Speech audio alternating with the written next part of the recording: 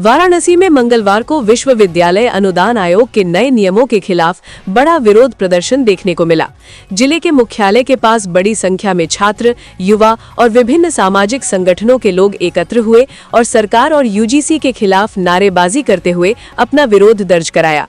दोपहर के समय प्रदर्शनकारी मार्च करते हुए डीएम पोर्टिको तक पहुंच गए, जहां उन्होंने शांतिपूर्ण ढंग से धरना दिया और जिलाधिकारी को ज्ञापन सौंपने की मांग की। प्रदर्शनकारियों का कहना था कि यूजीसी द्वारा हाल ही में लागू किए गए नियम सामान्य वर्ग के छात्रों के हितों के खिलाफ हैं और इससे शिक्षा संस्थानों में सामाजिक तनाव बढ़ सकता है। प्रदर्शन में शामिल लोगों का आरोप है कि नए यूजीसी नियमों के तहत बनाई जा रही इक्विटी कमेटी और शिकायत तंत्र का दुरुपयोग कर निर्दोष छात्रों और शिक्षकों को निशाना बनाया जा सकता है। उनका कहना है कि नियमों में पर्याप्त सुरक्षा प्रावधान नहीं है, जिससे झूठी शिकायतों के आधार पर भी गंभीर कार्रवाई की आशंका बनी हुई है। प्रदर्शनकारियों ने चेतावनी दी कि यदि इन नियमों को वापस नहीं लिया गया तो आंदोलन को प्रदेश से लेकर दिल्ली तक ले जाया जाएगा। इस बीच यूजीसी नियमों को लेकर उठे विवाद का असर राजनीतिक स्तर पर भी दिखाई देने लगा है।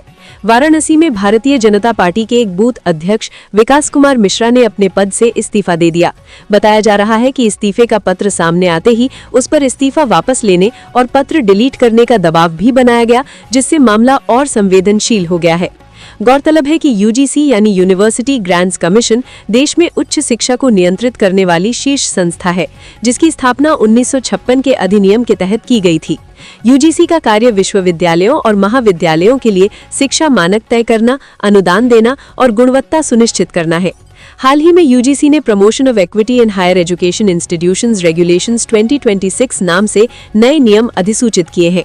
इन नियमों के तहत हर विश्वविद्यालय और कॉलेज में equal opportunity centre, equity committee और 24/7 शिकायत तंत्र अनिवार्य किया गया है। आयोग का दावा है कि इसका उद्देश्य उच्च शिक्षा संस्थानों में जाति, वर्ग या किसी भी आधार पर होने वाले भेदभाव को रोकना है।